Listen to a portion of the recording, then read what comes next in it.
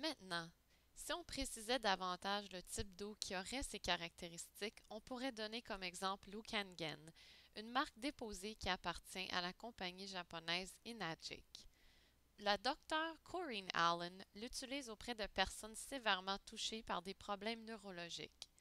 Un corps avec un cerveau endommagé a beaucoup de difficultés à détoxiquer les substances nocives comme les radiations, les métaux lourds, les pesticides, la pollution, les infections et les radicaux libres. Dr. Allen précise que l'Ukangen a été d'un support exceptionnel pour permettre au corps de réagir positivement face aux inflammations du cerveau et elle insiste sur sa grande utilité. Dr. Hiromi Shinya, gastro-entérologue de renommée mondiale, partage aussi cet enthousiasme pour l'Ukangen. Selon lui, l'Ukangen est la meilleure qui soit grâce à ses pouvoirs incomparables de détoxication, antioxydation et hydratation. Le livre du Dr. Shinya, intitulé Le régime Shinya, explique le rôle important joué par les enzymes dans la digestion.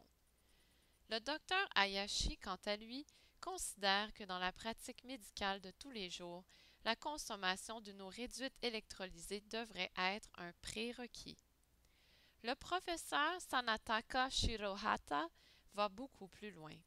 Il affirme que l'eau réduite supprime la croissance de cellules cancéreuses lorsqu'elles sont implantées chez des souris. Selon lui, on devrait utiliser l'eau réduite en agriculture, dans l'industrie alimentaire et dans l'industrie manufacturière. De quoi faire frémir l'industrie pharmaceutique et bien sûr Santé Canada. Dr. Kelechi Moroshita mentionne que la chimiothérapie, la radiothérapie et la chirurgie ne sont pas très utiles si le milieu demeure acide.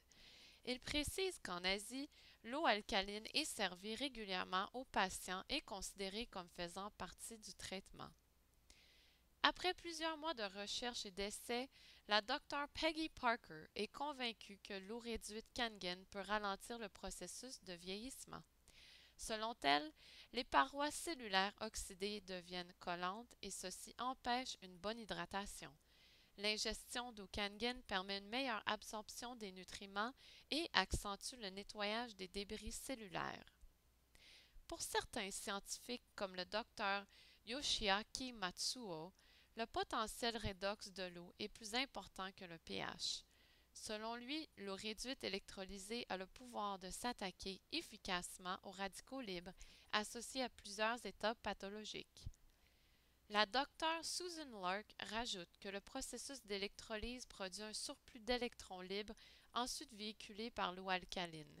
Ces électrons s'attaquent ensuite avec succès aux radicaux libres et permettent d'aider le corps à combattre plusieurs affections courantes. Pour Lester Packer, scientifique senior au Lawrence Berkeley Laboratory et le plus célèbre chercheur dans le domaine des antioxydants, il ne fait nul doute que les radicaux libres sont impliqués dans presque toutes les maladies connues. Il recommande de boire 8 à 10 verres d'eau alcaline par jour afin de combattre la maladie, car c'est une des choses les plus simples et puissantes à faire dans les circonstances.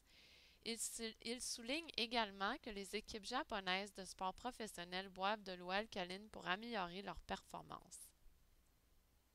En terminant, le Dr. Dave Carpenter, à qui l'on doit énormément pour avoir introduit l'eau Kangen en Amérique du Nord, est d'avis que cette eau est la meilleure qui soit et recommande de l'essayer afin de constater les effets sur la santé. Son livre Change Your Water, Change Your Life est un classique. Le médecin Tim McKnight, dans son récent livre intitulé Confessions of a Skeptical Physician, a également le mérite de présenter de façon claire les principales caractéristiques de l'eau structurée ionisée. Des références scientifiques permettent d'approfondir le sujet. La lecture de ce livre est un must pour les médecins, surtout les médecins québécois.